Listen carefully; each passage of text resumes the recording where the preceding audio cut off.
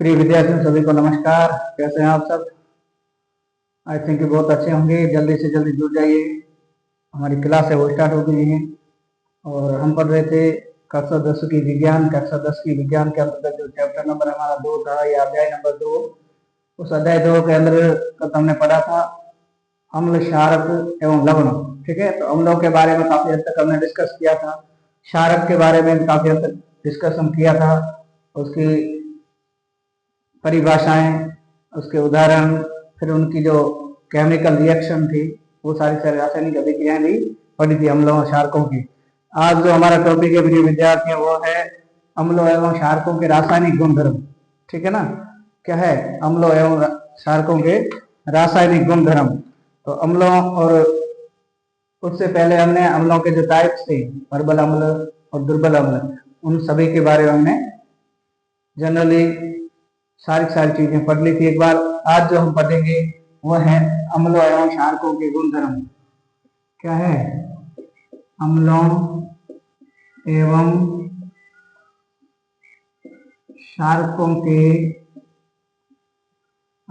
क्षारकों के रासायनिक गुणधर्म। क्लास को जल्दी से जल्दी ज्यादा से ज्यादा शेयर करें।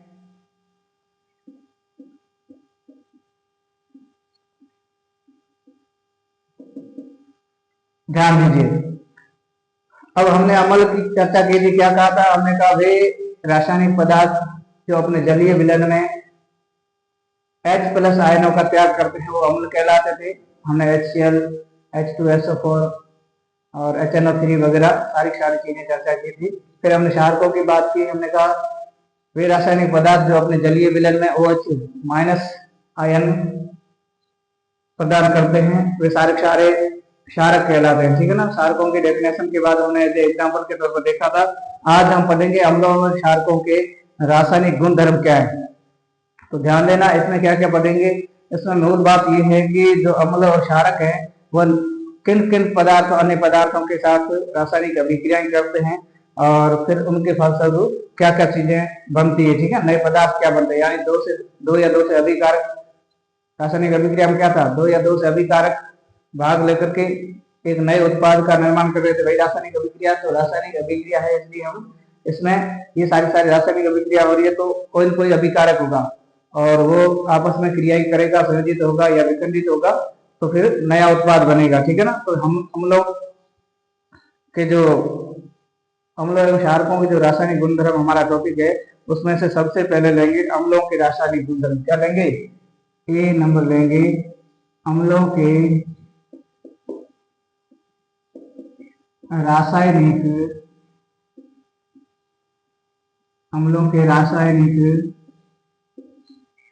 गुणधर्म। ठीक है, अम्लों के रासायनिक गुणधर्म जो है उसके अंतर्गत हम पढ़ेंगे प्रिय विद्यार्थियों, यानी अम्ल, प्रकृति में पाए जाने वाले जो अम्ल है, चाहे HNO3 हो, H2SO4 हो, HCl वगैरह वगैरह, तो ये सारे किन किन अन्य धातुओं के साथ या धातुओं के साथ या उपधातुओं के साथ कहाँ क्रिया करते हैं और क्रिया करने के फलस्वरूप ये किस प्रकार के प्रोडक्शन का निर्माण करते हैं। ठीक है, तो उसमें सबसे पहले पढ़ेंगे प्रिय विद्यार्थियों वो है धातुओं के साथ अभिक्रिया। किसके साथ? धातुओं के साथ अभिक्रिया। किसकी? अम्ल की। ध्यान देना, जब भी धातुओं के साथ क्रिया करते हैं तो कुछ न कुछ नया प्रोडक्शन जरूर बनता है। ठीक है ना। और अम्ल धातुओं के साथ जब भी क्रिया करते हैं तो एक तो प्रिय विद्यार्थियों वो है लवण बनता है और लवण के साथ साथ में हाइड्रोजन गैस है, उसका निष्कासन होता है। जनरली देखा गया है कि जब भी प्रकृति में अम्ल है वो कहीं न कहीं धातुओं के संपर्क में आते हैं तो फलस्वरूप उनके क्या करते हैं? रिएक्शन होती है और रिएक्शन या अभिक्रिया होने के फलस्वरूप क्या होता है? एक तो लवण बनता है। ठीक है, और दूसरी है वो H2 गैस है वो निष्कासित होती है। जैसे H2 गैस निष्कासित होती है प्रिय विद्यार्थियों तो उसके अंतर्गत एक आवाज आती है, ध्वनि आती है, उस ध्वनि का कहते हैं पोप। क्या कहते हैं? पोप। या जैसे भी आपने देखा होगा, कहीं आपने यहाँ बात करें जैसे जिंक है, उस जिंक की अभिक्रिया यदि HCl के साथ है, HCl अम्ल के अंतर्गत आप जिंक का टुकड़ा डालोगे तो डालने के फलस्वरूप क्या बनेगी? एक तो सोडियम क्लोराइड या नमक बनेगा और उसके साथ साथ में जिंक क्लोराइड बनेगा और जिंक क्लोराइड के साथ साथ में जो हाइड्रोजन गैस निकलेगी वो निकलते समय ध्वनि जो उत्पन्न करती है, ये ध्वनि है पॉप, ठीक है ना। और तो आपकी परीक्षा में ये भी पूछ सकता है कि किस रासायनिक अभिक्रिया के अंतर्गत H2O का निष्कासन करते समय पॉप की ध्वनि उत्पन्न होती है, ठीक है। तो ये है जिंक की जब अभिक्रिया HCl के साथ करवाते हैं तो उसमें हाइड्रोजन गैस निष्कासित होती है और निष्कासित होते समय ये पॉप की आवाज करती है, ठीक है ना। हाँ, तो हम सबसे पहले लिखें धातुओं की रासायनिक अभिक्रिया के फलस्वरूप क्या लिखेंगे,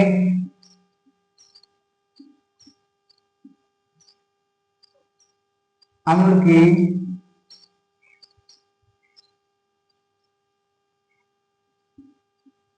की रासायनिक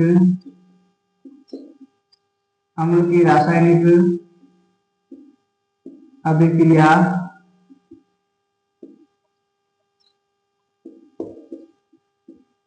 धातुओं से करवाई जाती है, तो अम्ल की रासायनिक अभिक्रिया धातुओं से करवाई जाती है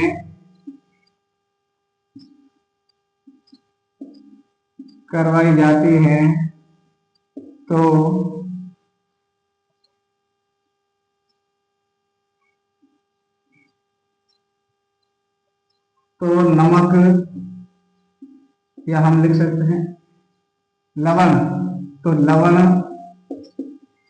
कोष्टक में आप नमक लिख देना, लवण व हाइड्रोजन गैस का निर्माण होता है, ठीक है ना। यानी जब भी धातुओं की अभिक्रिया किसके साथ अम्ल से करवाई जाती है या अम्ल की अभिक्रिया धातुओं के साथ होती है तो उस समय पर आपको एक तो लवण दिखाई देगा और दूसरी H2O या H2 गैस का निर्माण होता है, ठीक है ना। ये बात ध्यान रखना, जो चीजें हम लिख रहे हैं वो सारी परिभाषा के तौर पर भी हमें आनी चाहिए, ठीक है ना, होता है। और अब इसकी क्रिया कैसे करेंगे, जैसे जिंक के, ठीक है, आपने कोई विलयन लिया HCl, HCl क्या है, हाइड्रोक्लोरिक अम्ल है, और ये क्या है, जिंक, जिंक क्या होता है, धातु होता है, जिंक के कॉपर है, मैग्नीशियम वगैरह सारी धातु है, सोडियम। हाँ, तो जिंक की क्रिया विद्यार्थी जब HCl के साथ करवाएंगे तो क्या होगा, HCl जैसे इसके साथ मिलेगा तो रासायनिक अभिक्रिया के फलस्वरूप एक तो जिंक क्लोराइड बनेगा, ठीक है, जो साल्ट है एक प्रकार का, ठीक है, और एक तो जिंक क्लोराइड बनेगा, प्लस में आपके जो H2 गैस है वो निष्कासित होती है, और जब भी निष्कासित होती है तो इस समय इसमें पॉप की ध्वनि निकलती है। यहाँ तक किसी विद्यार्थी को कोई डाउट हो तो मुझे बताइए,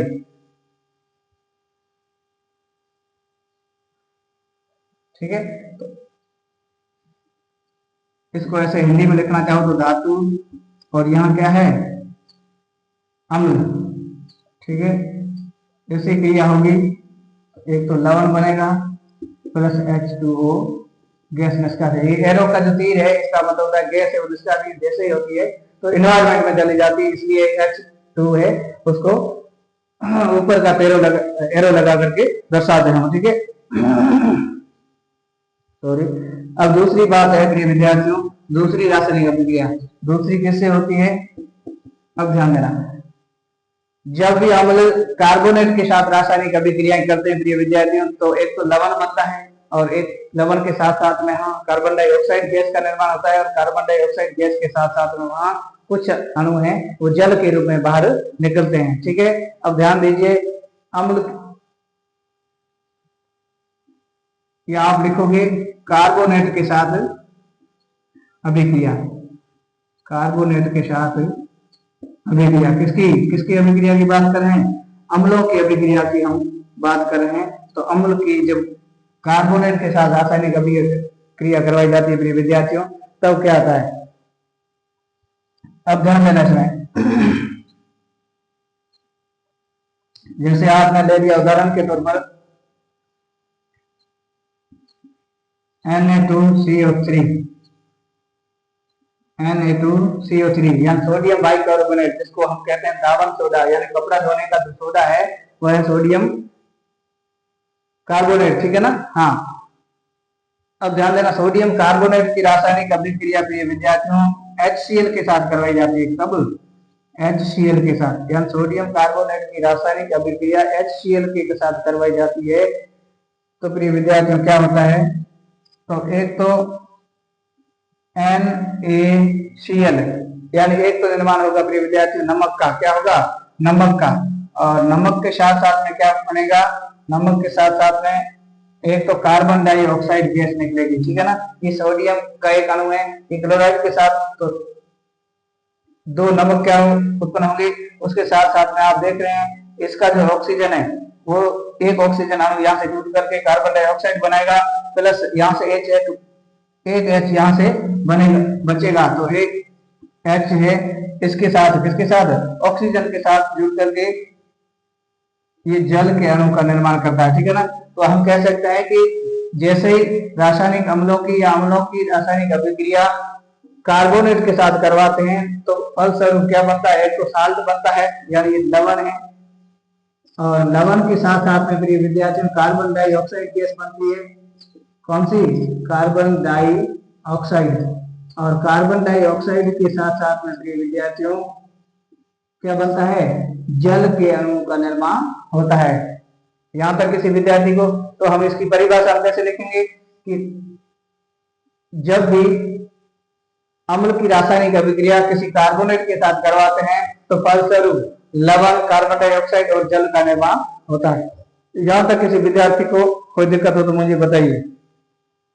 और पहचान कैसे पहचान कर पाएंगे कि इसके अंदर रासायनिक अभिक्रिया हो रही है, वहां जल का निर्माण हो रहा है, तो उसमें जैसे अम्ल की रासायनिक अभिक्रिया या एसिड की रासायनिक अभिक्रिया कार्बोनेट के साथ करवाते हैं तो फलस्वरूप ये विद्यार्थियों क्या होगा, फलस्वरूप आप देखोगे जो गैस है वो निकलेगी और पानी है वो पूरा का पूरा चूने के पानी जैसा दूधिया हो जाएगा, ठीक है। जब भी ये क्रिया होगी यानी सोडियम कार्बोनेट के साथ में आप हाइड्रोक्लोरिक अम्ल मिलाएंगे तो ऐसी स्थिति में एक तो साल्ट बनेगा, दूसरा कार्बन डाइऑक्साइड और तीसरा है जल बनेगा।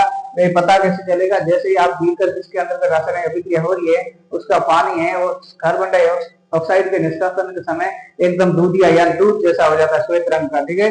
और जिससे हमें पता चलता है कि यहाँ अम्ल है कार्बोनेट के साथ अभिक्रिया करके लवण और कार्बन डाइऑक्साइड और जल के अणुओं का निर्माण करते हैं, ठीक है ना। तो आप इसमें लिखोगे प्रिय विद्यार्थी, क्या लिखोगे, जब भी अम्लों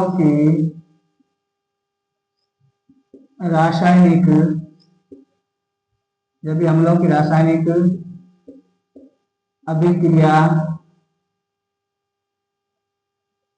कार्बोनेट से, कहा, कार्बोनेट से करवाई जाती हैं तो फलस्वरूप लवण, कार्बन डाइऑक्साइड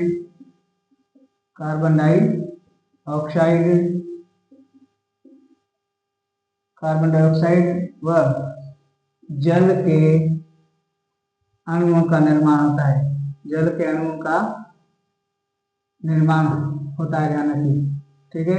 यहाँ जब भी रासायनिक अभिक्रिया अम्लों के किसी कार्बोनेट के साथ करवाते हैं तो लवण, कार्बन डाइऑक्साइड और कुछ जल के अणुओं का निर्माण होता है। यहाँ तक किसी विद्यार्थी को दिक्कत हो तो बताइए। और पहचान कैसे कर पाएंगे, पहचान जब भी कार्बन डाइऑक्साइड गैस निकलती है तो चूने के पानी को दूधिया कर देती है, ठीक है ना। कार्बोनेट का मतलब क्या हुआ, चूने का पानी, ठीक है ना। तो जैसे इसके संपर्क में आएगा तो ये इस चूने कार्बन डाइऑक्साइड एक चूने के पानी को क्या कर देती है, दूधिया कर देती है, यानी इस प्रकार घुलता है जैसे आपको लगता है कि ये दूध है। इसका मतलब आपका जो अम्ल है उसकी रिएक्शन किसके साथ हो रही है, कार्बोनेट के साथ। यहां तक किसी विद्यार्थी को डाउट है तो मुझे बताइए, नहीं तो अगला हम पढ़ते हैं धातुओं की अभिक्रिया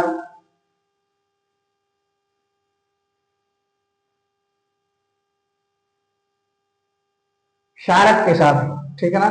जब भी क्षारक यानी जब भी धातु की अभिक्रिया, अम्ल की अभिक्रिया क्षारक के साथ करवाई जाती है विद्यार्थियों, तो इस प्रकार में ये प्रोडक्ट बनता है, उसे हम कहते हैं साल्ट। और साल्ट आपको पता है जिस पर किसी प्रकार का कोई आवेश नहीं होगा, प्लस माइनस न्यूट्रल हो जाएगा, ऐसी घटना को या ऐसी अभिक्रिया को हम क्या कहते हैं, उदासीनीकरण अभिक्रिया भी कहते हैं।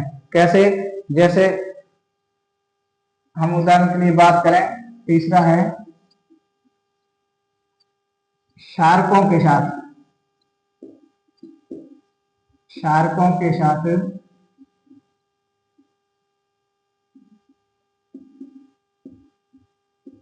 क्षारकों के साथ रासायनिक अभिक्रिया।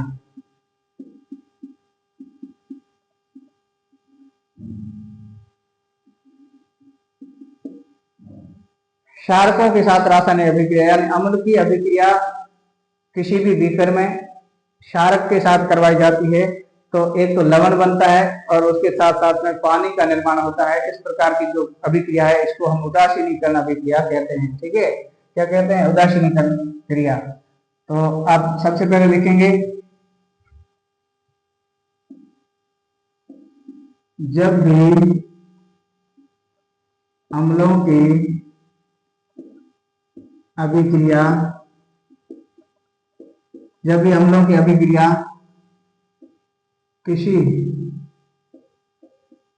क्षारक के साथ, किसी क्षारक के साथ, ये सारी परिभाषा आपको लिखनी है और ध्यान रखनी है। और जब भी चीजें समझ में आ गई तो परिभाषा आप बना सकते हो, समझ में नहीं आएगी रटोगे तो परिभाषा भूल जाओगे। ठीक है, तो जब भी अम्लों की अभिक्रिया किसी क्षारक के साथ करवाई जाती है तो लवण व जल का निर्माण होता है। लवण व जल का निर्माण होता है। इस प्रकार की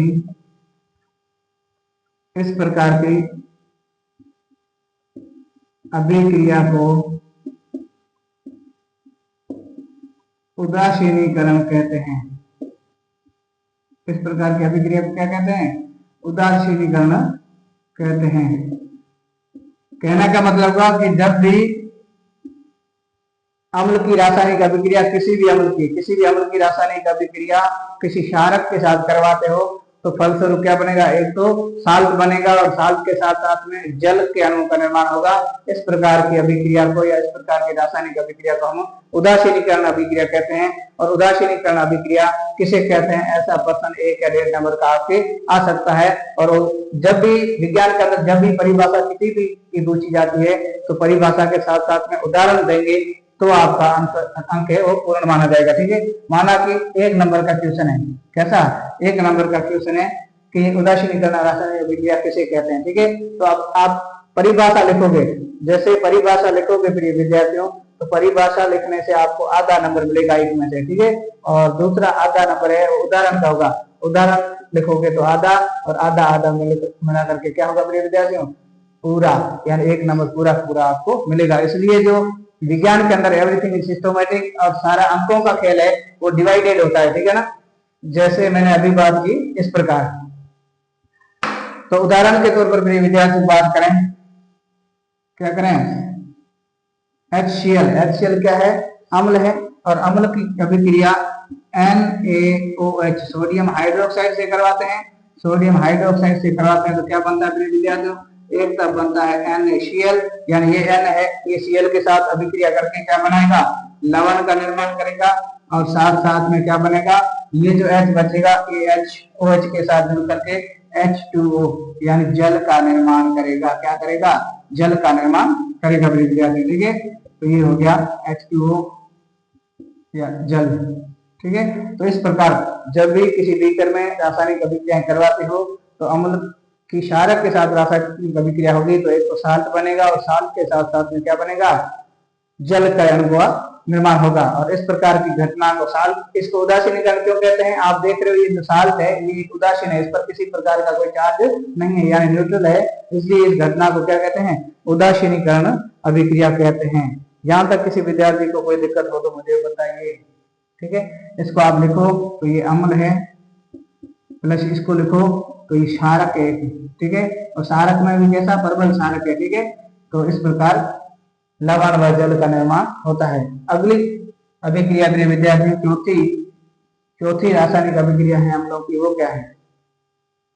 वो है धातु ऑक्साइड ऑक्साइड।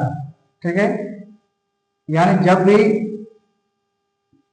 अम्ल की रासायनिक अभिक्रिया धातु ऑक्साइडों के साथ करवाई जाती है। कहाँ? धातु ऑक्साइडों के साथ। यानी जब भी अम्ल या एसिड की रासायनिक अभिक्रिया किसी धातु ऑक्साइड के साथ करवाते हैं तो किस प्रकार से ये इफेक्ट डालता है। ठीक है, धातु ऑक्साइड का मतलब हुआ, जैसे धातु तो कोई भी ले लेते तो सिंगल था, धातु जैसे जिंक है, सोडियम है, ठीक है ना, पोटेशियम है, इस प्रकार आप देख रहे थे, कॉपर है, ये सारे धातु कहलाते थे सिंगल, ठीक है ना। लेकिन धातु ऑक्साइड का मतलब होता है आंशिक रूप से पहले से धातु है ऑक्सीजन के साथ क्रिया करके एक ऑक्साइड का निर्माण करते हैं, ठीक है ना। और उन ऑक्साइडों की पुनः यदि किसी अम्ल या एसिड के साथ रासायनिक अभिक्रिया करते हैं तो किस प्रकार का प्रोडक्शन का निर्माण होता है। तो धातुओं की जब भी रासायनिक अभिक्रिया किसी अम्ल की किसी धातुओं या धात्विक ऑक्साइड के साथ करवाते हैं मेरे विद्यार्थियों, तो ऑक्साइड के साथ करवाते हैं तो क्या बनता है, एक तो लवण बनता है, दूसरा है वो पानी बनता है। ठीक है, जैसे उदाहरण के तौर पर इसमें लिखोगे, जब कभी अम्लों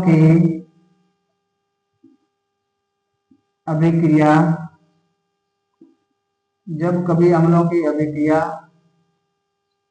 किसी धात्विक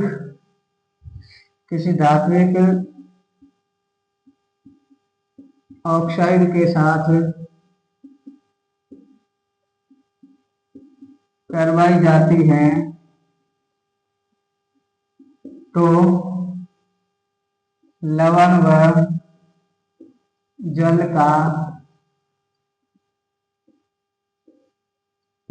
जल का निर्माण होता है। ठीक है, यानी जब कभी किसी अम्ल की रासायनिक अभिक्रिया किसी धात्विक ऑक्साइड के साथ करवाते हैं तो ऐसी स्थिति में भी एक तो लवण का निर्माण होगा और दूसरा है वो जल का निर्माण होगा। ठीक है, उदाहरण के तौर पर मेरे विद्यार्थी देखें, ये क्यूप्रिक ऑक्साइड है, क्या है, CuO, क्यूप्रिक ऑक्साइड है। इस क्यूप्रिक ऑक्साइड की रासायनिक अभिक्रिया HCl के साथ करवाते हैं प्रिय विद्यार्थियों, किसके साथ, HCl के साथ। तो आप देखेंगे ये HCl है, इसके साथ जुड़ करके क्या बनाएगा, एक तो CuCl, ठीक है, एक तो Cl2 का निर्माण करेगा और कॉपर क्लोराइड का, और कॉपर क्लोराइड के साथ साथ में ये जो H बचेगा ये ऑक्सीजन के साथ जुड़ेंगे, 2H2 और 2H हाइड्रोजन के अणु है, ऑक्सीजन के अणु के साथ बंद करके क्या बनाएंगे, जल का निर्माण करेंगे। ठीक है, तो आप इसको लिख सकते हैं विद्यार्थियों, क्यूप्रिक क्या है, क्यूप्रिक ऑक्साइड। जब भी क्यूप्रिक ऑक्साइड क्या है, एक धात्विक ऑक्साइड है, ठीक है, और उसके साथ साथ में क्या है, ये हाइड्रोक्लोरिक अम्ल, जो भी हम चीजें लिख रहे हैं बोर्ड पर उसका नाम तो कम से कम पता होना चाहिए। कभी आप समीकरण बना रहे हो और पढ़ते कोई बीच में आ जाए पूछ ले कि इसका नाम क्या है, आपको पता नहीं हो पा करके देखते रहो, तो ऐसी स्थिति नहीं आनी चाहिए। ठीक है ना, जो चीज आप लिख रहे हो उसका नाम क्या है, रासायनिक सामान्य वगैरह सारी चीजें आपकी जानकारी होनी चाहिए। तो ये क्या बनता है, तो ये बनता है कॉपर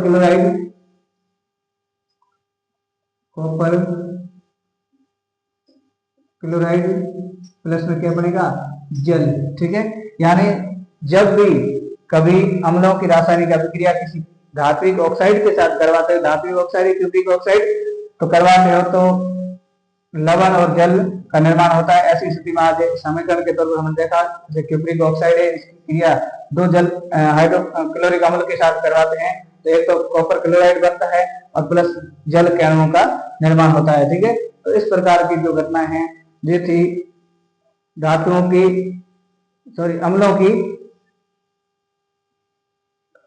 अन्य पदार्थों के साथ रासायनिक अभिक्रिया। अब हम पढ़ेंगे प्रिय विद्यार्थी वो क्षारकों के रासायनिक गुणधर्म, और क्षारकों के रासायनिक गुणधर्म सबसे पहले पढ़ेंगे कि क्षारक है जब भी रासायनिक अभिक्रिया करते हैं, चाहे अम्लों के साथ करते हैं, चाहे धातुओं के साथ करते हैं, चाहे वो अधातुओं के साथ करते हैं या धात्विक ऑक्साइड के साथ करते हैं, तो किस प्रकार के प्रोडक्शन का निर्माण होता है, ये सारी हम पढ़ेंगे। अब रासायनिक अभिक्रियाएं, यहाँ तक किसी विद्यार्थी को कोई डाउट हो तो मुझे बताइए, नहीं तो हम आगे चलते हैं। आगे पढ़ेंगे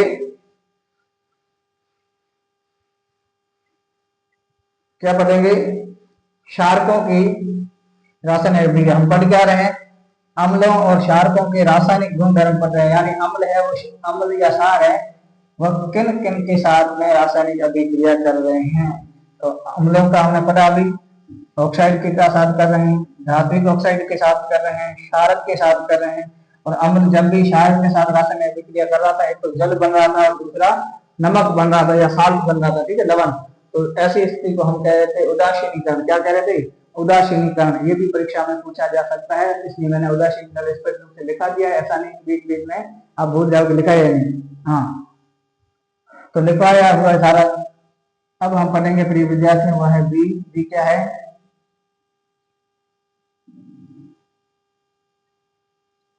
क्षारकों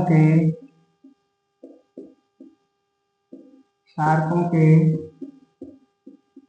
रासायनिक गुणधर्म। ठीक है, क्या है टॉपिक हमारा? क्षारकों के रासायनिक गुणधर्म। जैसे हमने अम्लों के पढ़े वैसे वैसे क्षारकों के रासायनिक गुणधर्म दिए होते हैं। ठीक है, तो पहला है विद्यार्थियों, क्षारक जब भी अम्लों के साथ अभिक्रिया करते हैं, किसके साथ? पहला है अम्लों के साथ रासायनिक अभिक्रिया, यानी क्षारक है वो अम्लों के साथ रासायनिक अभिक्रिया करेंगे तो क्या क्या बनेगा? वही जैसे हमने अभी पढ़ा था कि अम्लों की अभिक्रिया क्षारकों के साथ, यहाँ क्षारकों की अभिक्रिया अम्लों के साथ कर रहे हैं, तो बनना क्या है? बनना तो वही है जो अभी बन रहा था। ठीक है, ये घटना उदासीनीकरण कराएगी, चाहे वो वैसे करो, चाहे क्षारक की अम्ल के साथ कराओ या अम्ल के साथ कराओ। ठीक है ना, तो दोनों एक स्थिति, चाहे सेब को चाकू के ऊपर गिराओ या चाकू को सेब के ऊपर गिराओ, कटना तो सेब को ही है। ठीक इसी प्रकार क्या है विद्यार्थियों, ठीक इसी प्रकार अम्ल की क्षारक के साथ कराओगे तो भी उदासीनीकरण कहलाएगी, यदि क्षारक की अम्ल के साथ कराओगे तो भी उदासीनीकरण कहलाएगी। क्यों? क्योंकि दोनों जब मिलते हैं तो मिलेंगे तो रासायनिक अभिक्रिया होगी। तो कैसे भी पहले कोई भी दे लो लेकर के, लेकिन आखिर में होना तो दोनों की रासायनिक अभिक्रिया। जैसे रासायनिक अभिक्रिया होगी तो लवण और जल का निर्माण होगा। ठीक है, तो बार बार इसका लिखवाने की जरूरत नहीं है, परिभाषा है जो उदासीनीकरण की हमने लिख दी थी। अब हम लिखेंगे मेरे विद्यार्थियों, सबसे पहले क्षारक क्या कह रहा है, तो क्षारक हम सबसे पहले लिखेंगे ये क्षारक, और क्षारक में लिखेंगे NaOH। ठीक है, क्षारक की अभिक्रिया किसके साथ करवा रहे हैं? वो करवा रहे हैं HCl। किसके साथ करवा रहे हैं? HCl के साथ, यानी अम्ल के साथ करवा रहे हैं। ठीक है, क्षारक की अभिक्रिया अम्ल के साथ करवा रहे हैं तो यहाँ लेंगे अम्ल HCl। ठीक है, तो क्या होगा? अब देखिए, जब क्षारक इसके साथ मिलता है तो एक तो लवण बनता है मेरे विद्यार्थियों, और लवण के साथ साथ में जल के अणुओं का निर्माण होता है। यहाँ तक किसी विद्यार्थी को दिक्कत हो तो मुझे बताइए। तो यहाँ लवण कैसे बनेगा? एक तो NaCl बनेगा। ठीक है, जिसको हम कहते हैं रासायनिक हिसाब से सोडियम क्लोराइड। ठीक है, क्या कहते हैं? सोडियम क्लोराइड कहते हैं। और सोडियम क्लोराइड को क्या कहते हैं विद्यार्थियों? नमक कहा जाता है, खाने वाला नमक। कई बार आपने देखा होगा कि जो खाने वाला नमक है सोडियम क्लोराइड, इसको हम कहते हैं आयोडीन युक्त। इसका मतलब ये नहीं कि आयोडीन इसके फॉर्मूले में पाई जाती है। आयोडीन आपके शरीर के लिए, बॉडी के लिए जितनी नेसेसरी होती है उसके हिसाब से आपका ये माध्यम बनाया जाता है नमक, और नमक के साथ आयोडीन मिलाई जाती है, इसलिए आयोडीन युक्त नमक होता है, ध्यान रखना। ठीक है ना? हाँ, तो सोडियम क्लोराइड के साथ साथ में क्या बनेगा विद्यार्थियों? वह बनेगा H2O। ठीक है, यानी जल। तो इस प्रकार की घटनाएं होगी, यानी चाहे क्षारक का अम्ल के साथ अभिक्रिया कराओ या अम्ल की क्षारक के साथ अभिक्रिया कराओ, इस क्रिया को हम कहेंगे विद्यार्थियों, क्या कहेंगे? उदासीनीकरण। उदासीनीकरण। ठीक है, ये बात दोबारा मैंने लिख दिया। तो यहाँ पर किसी विद्यार्थी को कोई डाउट नहीं, क्योंकि इसका पिछली जो टॉपिक था उसमें अम्ल का क्षार के साथ क्रिया, तो उसमें हमने बेहतरीन ढंग से डेफिनेशन लिख ली थी। वो सारी सेम चीज है। ठीक है, अब दूसरी विद्यार्थी क्या है? दूसरा जो है क्षारकों का विद्यार्थी क्या है? अधातु ऑक्साइड के साथ, यानी जब क्षारक है, क्षारकों की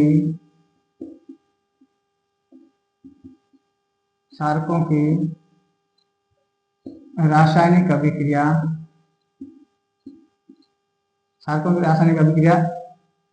अधात्विक अधात्विक ऑक्साइड के साथ करवाते हैं। ठीक है, पहले पढ़ रहे थे धात्विक ऑक्साइड, लेकिन अब क्षारकों की जो रासायनिक अभिक्रिया है वह अधात्विक ऑक्साइड के साथ या अधातु के साथ करवाई जाती है विद्यार्थियों।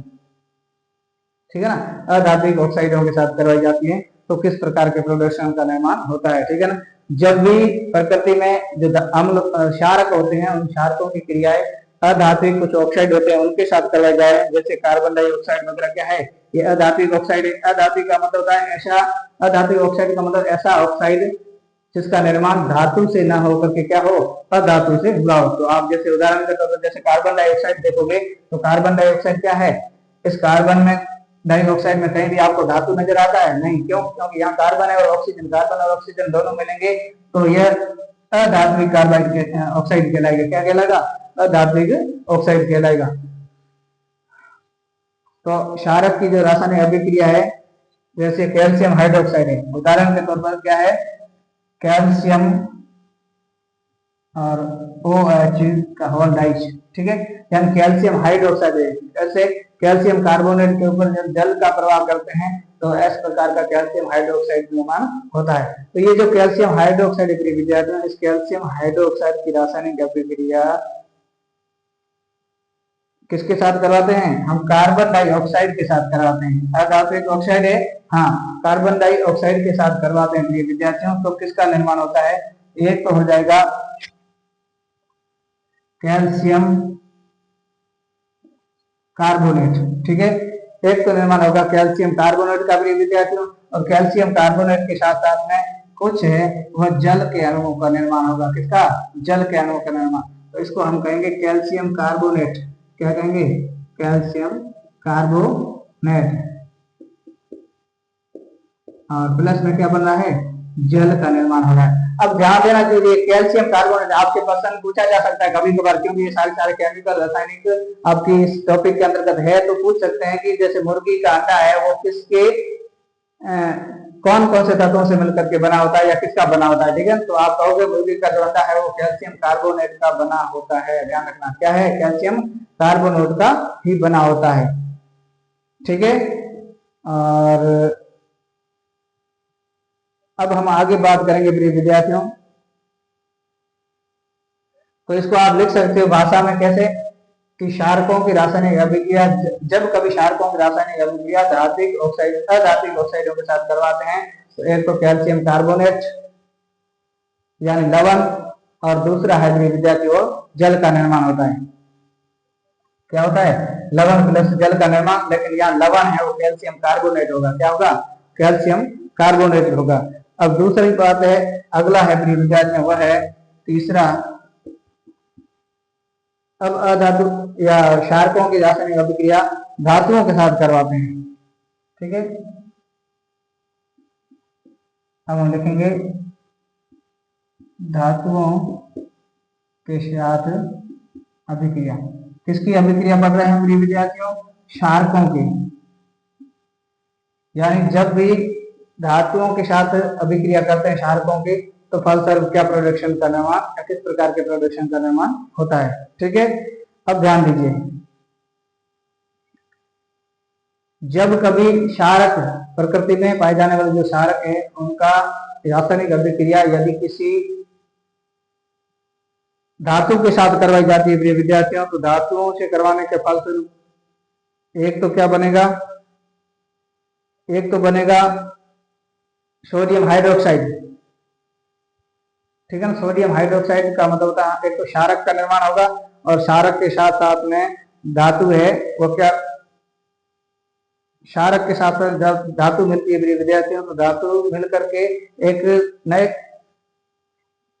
पदार्थ का निर्माण करेगी, जिसको भी हम क्या कहते हैं, लवण कहते हैं। लेकिन लवण होगा अगली बार लवण चेंज होगा। पिछली बार आपने देखा धातु जब उनके साथ क्रिया कर रहे थे अम्लों के साथ, तो लवण बन रहा था जो खाने का नमक। ठीक है ना, सोडियम क्लोराइड।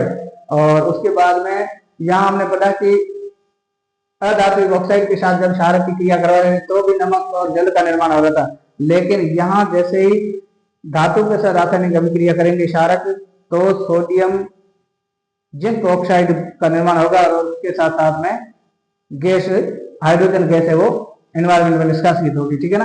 तो हम लिखेंगे इसका रासायनिक अभिक्रिया में विद्यार्थियों क्या लिखेंगे, जब भी क्षारक, क्षारक का मतलब होता है NaOH, सोडियम हाइड्रोक्साइड एक क्षारक है, सोडियम हाइड्रोक्साइड की रासायनिक अभिक्रिया आप किसके साथ करेंगे प्रिय विद्यार्थियों, अब जिंक के साथ करेंगे। क्या किसके साथ करेंगे, जिंक या एल्यूमिनियम के साथ करेंगे। जिंक या एल्यूमिनियम किसी के साथ भी करते हैं तो ऐसी स्थिति में क्या होगा, ऐसी स्थिति में प्रिय विद्यार्थियों एक तो बनेगा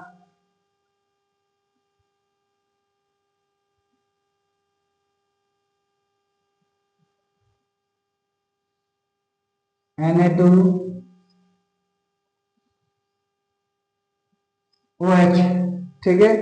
यहाँ सोडियम ऑक्साइड बनेगा और सोडियम ऑक्साइड के साथ साथ में क्या बनेगा, जिंक ऑक्साइड, ठीक है। तो Na2ZnO2, ठीक है ना। हाँ, सोडियम जिंक ऑक्साइड बनेगा, इसको हम साथ साथ में लिख सकते हैं Na2ZnO2, सोडियम जिंक ऑक्साइड। ये क्या है एक प्रकार का, ये सोडियम जिंक ऑक्साइड एक प्रकार का लवण है और साथ साथ में आपका क्या बनेगा, H2O यानी जल का निर्माण होगा। आप देख रहे हैं ये सारी रासायनिक अभिक्रियाएं जनरली एक चीज कॉमन आ रही है, क्या, जल। हर एक रासायनिक अभिक्रिया में जल का निर्माण हो रहा है, यानी जल है वह एक नेसेसरी उत्पाद है, यानी हर एक रासायनिक अभिक्रिया में लगभग लगभग जल का निर्माण होता ही है।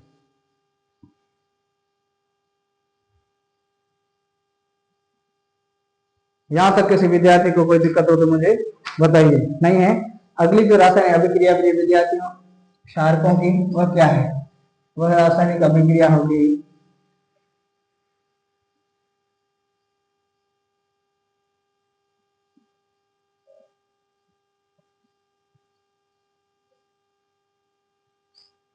कुछ क्षारक ऐसे होते हैं जैसे जलीय विलयन को बोला जाता है तो वह रासायनिक अभिक्रिया करके OH आयनों का त्याग करते हैं। क्या करते हैं, OH आयनों का त्याग करते हैं। तो चौथा है विलयन में OH माइनस आयनों का बनना, ठीक है। यानी कुछ जो ऐसे क्षारक होते हैं जो अपने जलीय विलयन में अपघटित होकर के क्या करते हैं, OH आयनों का निर्माण करते हैं। तो हम लिखेंगे परिभाषा में क्या लिखेंगे,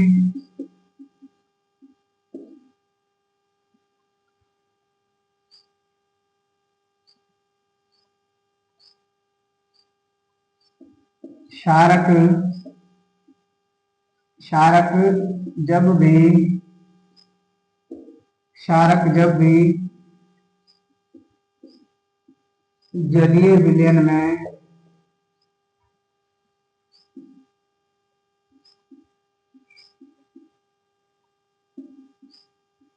क्षारक जब कभी या जब भी जलीय विलयन में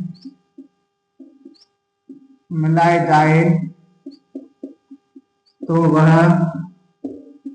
अपघटित होकर के क्या करते हैं, अपघटित या टूट जाते हैं, अपघटित होकर के, अपघटित होकर के क्या करते हैं विद्यार्थियों, OH आयन बनाते हैं, ठीक है। यानी जब कभी क्षारकों को किसी जलीय विलयन में या जल के अंदर डाला गया जाए तो जल के अंतर्गत रह करके क्या करते हैं, रासायनिक अभिक्रिया करते हैं। अभिक्रिया का मतलब होता है वो टूटते हैं और टूट करके क्या करते हैं प्रिय विद्यार्थियों, OH आयनों का निर्माण करते हैं, ठीक है। और आपने जब पढ़ा होगा विखंडन की अभिक्रिया में, जब भी कोई एक कारक रासायनिक अभिक्रिया में भाग लेकर के एक से अधिक उत्पाद का निर्माण करता है, यानी टूट करके एक से अधिक उत्पादों का निर्माण कर रहा था तो विखंडन अभिक्रिया थी। हम देखा पिछली कक्षा में हमने पढ़ा था, ठीक है। तो जैसे सोडियम हाइड्रोक्साइड है, ठीक है, क्या है, NaOH, सोडियम हाइड्रोक्साइड है। ये जब भी जलीय विलयन में क्या करेगा, टूटेगा तो एक तो NaH प्लस व OH माइनस का निर्माण करेगा, ठीक है। यानी ये OH माइनस का निर्माण कर रहा है, इसका मतलब होता है वो ये क्या है, क्षारक है, ठीक है। हमने कहा था वे रासायनिक पदार्थ जो अपने जलीय विलयन में OH माइनस आयनों का त्याग करते हैं उन्हें हम क्षारक कहते हैं, परिभाषा पढ़ा था। तो ये OH। दूसरा है OH potassium hydroxide, potassium hydroxide जब टूटेगा तो K प्लस वह OH माइनस का निर्माण करेगा, ठीक है। और उसके साथ साथ में magnesium oxide MgOH, magnesium oxide की हम बात करेंगे प्रिय विद्यार्थियों, मैग्नीशियम हाइड्रोक्साइड की, तो ये भी टूट करके Mg2 प्लस वह OH का निर्माण करेगा। यहाँ तक किसी विद्यार्थी को कोई दिक्कत हो तो मुझे बताइए। नहीं है? हाँ, तो Mg2 प्लस वह OH का निर्माण करेगा। तो इस प्रकार जब कभी क्षारक है वो जलीय विलयन में मिलाए जाते हैं या जलीय विलयन से उनकी अभिक्रिया होती है तो अपघटित होते हैं। अपघटित होने के फलस्वरूप क्या करते हैं, OH माइनस आयनों का त्याग करते हैं और जिसके फलस्वरूप क्या है, एक तो धातु या धात्विक है तत्व वो अलग हो जाते हैं और ऑक्साइड आयन है वो अलग हो जाते हैं। धात्विक और ऑक्साइड जो आयन है दोनों अलग अलग हो जाते हैं। यहाँ तक किसी को दिक्कत हो तो मुझे बताइए। अगला हमारा टॉपिक है अम्लों और क्षारकों में समानता। कुछ ऐसी चीजें देखी गई है कि अम्ल और क्षारक है कहीं कहीं समान दिखे, ठीक है। तो उनमें समानता क्या है, इक्वलिटी क्या है, हम किस प्रकार कह सकते हैं कि अम्ल और क्षारक लगभग लगभग बराबर है, तो उसका हम यहाँ विवरण है वो पढ़ेंगे। तो सबसे पहले उसमें से दी हुई है प्रिय विद्यार्थियों, वो क्या दे रखी है, सबसे पहली चीज दे रखी है वह है कि आपने देखा होगा चाहे अम्ल हो या क्षार, अम्ल और क्षार हो उसके अंदर विद्युत धारा प्रवाहित करती जाए तो करंट निश्चित रूप से उसमें आता है। क्यों? क्योंकि उसके अंदर दोनों के अंदर आयन है वो मुक्त आयन होते हैं, ठीक है। तो मुक्त आयन होने की वजह से क्या होता है विद्यार्थियों, ये विद्युत के क्या होते हैं, विद्युत के सुचालक होते हैं। किस प्रकार सुचालक होते हैं, सुचालक का मतलब है इस दोनों में या चाहे क्षारक हो चाहे अम्ल हो, दोनों लिक्विड के अंदर यदि धारा प्रवाहित कर दी जाए तो ऐसी स्थिति में दोनों के अंदर करंट संभव है, इसे हम कहते हैं सुचालक, यानी विद्युत धारा आसानी से इसमें प्रवाहित होती है, ठीक है। यहाँ तक कोई दिक्कत नहीं। तो पहला लिखेंगे हम टॉपिक क्या हमारा, अम्लों एवं क्षारकों में, अम्लों एवं क्षारकों में समानता क्या है, अम्लों एवं क्षारकों में समानता, यानी अम्लों और क्षारकों में कौन कौन सी ऐसी चीजें हैं जिसके आधार पर कह सकते हैं कि एक दूसरे से क्या है, इक्वल या समानता का रिश्ता रखते हैं। तो पहला है प्रिय विद्यार्थी वो है दोनों विद्युत के सुचालक होते हैं। दोनों क्या है, दोनों का मतलब होता है अम्ल और क्षार, दोनों विद्युत के सुचालक होते हैं, ठीक है। यानी मैंने कहा जब दोनों के अंदर धारा प्रवाहित करोगे तो निश्चित रूप से करंट संभव है। क्यों? क्योंकि दोनों के अंदर आयन होते हैं, ठीक है। ऐसी स्थिति में हमेशा ये धारा प्रवाहित आसानी से इनके अंदर किया जा सकता है, ठीक है ना। क्यों? क्योंकि हमने देखा था गरीब विद्यार्थियों जैसे जल, जो जलीय विलयन था इनका, ठीक है। तो जलीय विलयन के अंतर्गत जब ये घुलते हैं तो घुल करके क्या बनते हैं, आयन देते हैं। क्या कर देते हैं, आयन देते हैं। तो जब आयन देते हैं जलीय विलयन के अंतर्गत, तो जलीय विलयन में आयन देने वाले पदार्थ हमेशा क्या करेंगे, विद्युत के सुचालक होंगे। क्योंकि मैंने कहा जहां जहां मुक्त आयन पाए जाएंगे ऐसी स्थिति में वहां विद्युत धारा आसानी से प्रवाहित की जा सकती है, ठीक है। तो जैसे हम बात कर रहे थे NaOH है, इसका जलीय विलयन है तो ये सोडियम अलग हो जाता है और OH माइनस अलग हो जाता है। यहाँ भी आप देखते मुक्त है। और HCl है, HCl को जलीय विलयन में मिलाते हो तो ये क्या करता है, H प्लस अलग हो जाता है और Cl माइनस अलग हो जाता है, ठीक है। तो इस प्रकार आप देख रहे हो ये मुक्त आयनों के रूप में उपस्थित होता है। जलीय विलयन में जैसे ही जाता है तो अम्ल होते हैं वो H प्लस आयन देते हैं और क्षारक होते हैं वो OH माइनस आयन देते हैं। तो इस प्रकार हम कह सकते हैं कि विद्युत के क्या है, अच्छे सुचालक माने जाते हैं, ठीक है। और ये क्षारक है और ये अम्ल है, ठीक है। ये तो आपको बार बार लिखने की जरूरत नहीं है क्योंकि हमने पढ़ा इस चैप्टर में। और दूसरी बात है दोनों जलीय विलयन में घुल करके आयनीकरण करते हैं, यानी जलीय विलयन में जब भी घुलते हैं प्रिय विद्यार्थी वे क्या करते हैं, आयनीकरण करते हैं। तो जलीय विलयन में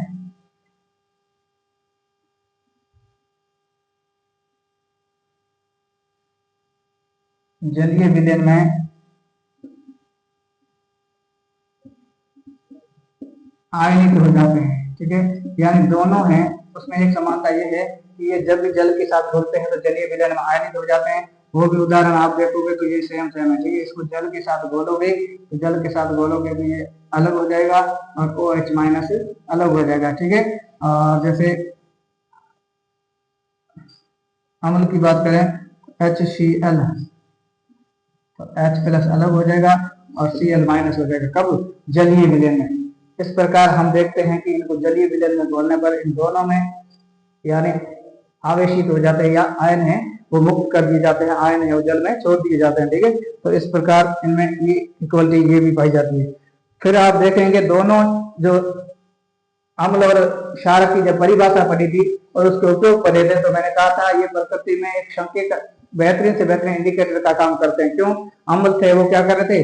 लाल लिटमस को नीला कर रहे थे, और क्षारक थे वो नीले लिटमस को पुनः लाल कर रहे थे। यानी यहाँ आप संकेतक के रूप में इसका भी उपयोग कर रहे थे। तो आप क्या कहोगे? दोनों ही लिटमस लिटमस पत्र हो, चाहे मैथिल ऑरेंज हो या मिथाइल ऑरेंज हो या फिनोक्टेलिन हो, इन सभी का रंग है वो क्या कर रहे थे? बदल रहे थे। ठीक है, तो हम तीसरा लिखेंगे प्रिय विद्यार्थियों। क्या लिखेंगे? तीसरा लिखेंगे दोनों का प्रभाव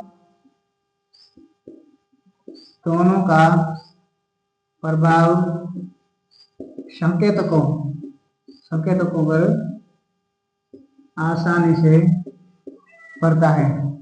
ठीक है, यानी दोनों हैं और अलग अलग अपना प्रभाव है वो संकेतकों पर छोड़ते हैं। ठीक है, एक नीले को लाल करता है और एक लाल उसको नीला करता है। ठीक है, यहां तक किसी को दिक्कत? इसलिए हम दोनों इंडिकेटर टेस्ट में भी सक्रिय पाए जाने के कारण हम इनका टेस्टिंग में भी काम लेते हैं। ठीक है, हाँ, अम्ल व क्षारक दोनों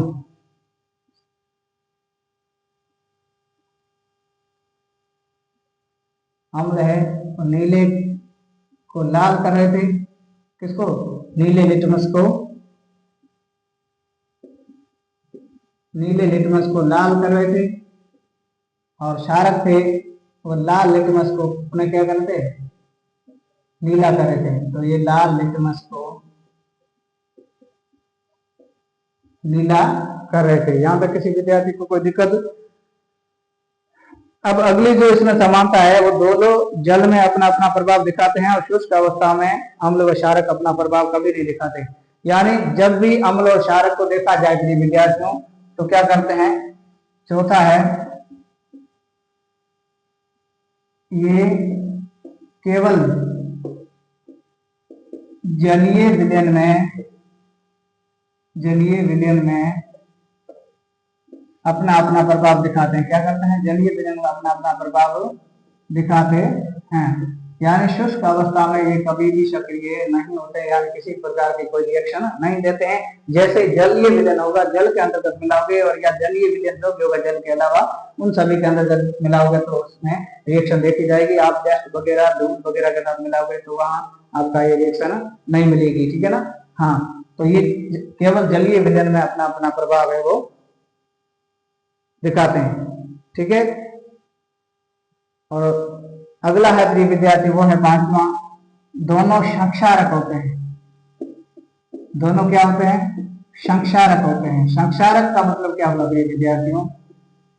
दोनों संक्षारक होते हैं, मतलब प्रबल अम्ल व क्षार दोनों धातु व त्वचा को नुकसान पहुंचाए। संक्षारक का मतलब होता है हानिकारक। ठीक है ना? यानी ये ऐसे होते हैं दोनों पदार्थ, दोनों जैसे हमारी त्वचा के संपर्क में आ जाए या किसी भी धातु के साथ आ जाए तो वह रासायनिक अभिक्रिया अपनी तेज करते हैं। तेज की वजह से वो है चीजें त्वचा पर डालोगे त्वचा जल जाएगी। आपने देखा होगा बहुत बड़ी कंपनियां होती है एसिड की, तो एसिड की कंपनी हम जैसे जाते हैं तो स्मेल ऐसी तीक्ष्ण गंध हमें आती है। क्यों? क्योंकि वो एसिड की वजह से आती है। ठीक है ना? और मैंने कहा दही जब ज्यादा खट्टा होता है तो उसमें भी तीक्ष्ण गंध आती है। वो भी क्या है? लैक्टिक एसिड है। ठीक है, तो एसिड या अम्ल होगा, इसमें एक तो तीव्र गंध पाई जाएगी, और उसके साथ साथ में ये जैसे कुछ ऐसे अम्ल होते हैं जो बहुत ज्यादा हानिकारक या बहुत ज्यादा प्रबल माने जाते हैं, जैसे त्वचा या धातु के संपर्क में आते हैं तो रासायनिक अभिक्रिया के करके उस त्वचा या धातु जो परत है उसको क्षीण करते हैं। क्षीण करने का मतलब होता है नुकसान पहुंचाते हैं या काट देते हैं। तो ऐसी स्थिति में ये दोनों अम्ल, परबल अम्ल और परबल क्षार है, ये दोनों धातु व त्वचा के लिए क्या होते हैं, नुकसानदायक होते हैं। ठीक है, दोनों धातु व त्वचा के लिए नुकसानदायक होते हैं। ठीक है, दोनों धातु या त्वचा के लिए नुकसानदायक होते हैं। कौन? परबल अम्ल व परबल अम्ल व परबल क्षार, यानी परबल अम्ल व परबल क्षारक दोनों ही त्वचा के लिए क्या होते हैं, नुकसानदायक होते हैं। क्या होंगे, नुकसानदायक, यानी इसके संपर्क में जैसे त्वचा आएगी तो त्वचा जल जाती है, धातु भी अपने क्या कहते हैं, खो देते हैं। ठीक है ना। हाँ, उसके अलावा अगला जो टॉपिक है विद्यार्थियों, वह पढ़ेंगे पीएच स्केल। क्या पढ़ेंगे? PH scale. जब भी नेक्स्ट हम क्लास लेंगे तो उसमें पढ़ेंगे पीएच स्केल। पीएच स्केल क्या होता है, इसका क्या यूज होता है और ये कहाँ कहाँ काम आता है, और इसकी जो दैनिक जीवन में क्या महत्व आवश्यकता है या नहीं है, उपयोग क्या है तो क्या है, वो सारी पीएच स्केल के बारे में पढ़ेंगे। जनरली हम बात करें पीएच स्केल की, जलीय विलयन में उपस्थित जो हाइड्रोजन आयन है उसकी सांद्रता को दर्शाने वाला जो लघुगण की पैमाना है, यानी जलीय विलयन में हाइड्रोजन आयनों की सांद्रता क्या है, यानी कम है या ज्यादा है, उसको दर्शाने के लिए एक स्केल काम में लिया जाता है। इस स्केल का नाम है पीएच स्केल। और पीएच स्केल में आपने देखा होगा पानी का पीएच अलग होता है, लार का अलग होता है, ब्लड का अलग होता है। कई बार पूछा जाता है कि ब्लड का पीएच कितना होता है, तो ब्लड है वो 7 पीएच होता है। क्या होता है? 7, यानी उदासीन होता है। ठीक है ना, यानी 0 से लेकर के प्रिय विद्यार्थियों 7, 0 से लेकर के 6.9 तक तो क्या है, ये अम्ल है। ठीक है, और 7 है ये क्या है, उदासीन माना जाता है। और 7 से लेकर के 14 तक ये क्या कहलाता है, क्षार कहलाता है। ठीक है, क्षारक। तो अब देखेंगे कि 0 से नजदीक जितना होगा वो ज्यादा ही प्रबल अम्ल होगा, यानी उतना ही ज्यादा अम्लीय होगा। और 7 के आसपास होगा तो न तो अम्लीय होगा न क्षारक होगा। ठीक है ना, यानी मीडियम होगा। और 7 हो गया इसका मतलब उदासीन है। और 7 से लेकर के 14 तक, अब 14 की तरफ, यानी 8 से लेकर के 14 की तरफ जितना आगे बढ़ेंगे उतनी ही क्षारकता किसी पदार्थ की बढ़ती जाएगी। ठीक है, तो ये पीएच स्केल के बारे में विद्यार्थी हम चर्चा करेंगे इस कहाँ, अगली टॉपिक में। इसलिए आज तक क्लास को जितना पढ़ा है, इस क्लास को ज्यादा से ज्यादा दबा करके शेयर कीजिए और अधिक से अधिक विद्यार्थी जुड़ करके इस निःशुल्क शिक्षा प्रणाली का लाभ लें और लाभ लेकर के अपने सपनों को साकार कर सकते हैं। मैं आपके साथ हूँ हमेशा हमेशा और पढ़ाने का पूरा प्रयास करूंगा बेहतरीन से बेहतरीन। इस प्रकार जो चीजें मैंने लिखाई है ये आपकी बुक्स में है, उससे कई गुना ज्यादा एक्स्ट्रा है, इसलिए इन एक्स्ट्रा चीजों को पढ़ करके आप आसानी से, और जब भी आप इसको पढ़ो तो एक कॉन्सेप्ट क्लियर करते करते चलना, ताकि ये सारी चीजें आपके कंप्यूटर से पूछ जाएगी। चाहे आरएस का एग्जाम हो, चाहे वो कांस्टेबल का हो, चाहे ग्राम विकास अधिकारी का हो, चाहे पटवार का हो, चाहे एलडीसी का हो, कुछ भी हो, लेकिन हर एक एग्जाम में बेसिक साइंस या जनरल साइंस है वो आपके एनसीईआरटी से ज्यादा पूछी जाती है और यहीं से खूब आपकी अभिक्रियाएं वो पुटअप होती है। ठीक है, तो इसलिए वीडियो को शुरू से अंत तक देखें, अच्छा लगे तो लाइक करें, शेयर करें और चैनल को सब्सक्राइब करके ऑल वाला बेल आइकन जरूर दबाएं ताकि हर एक नोटिफिकेशन समय पर आपको मिलता रहे। आज की क्लास कितना ही, मिलते हैं अगली क्लास में, तब तक के लिए धन्यवाद।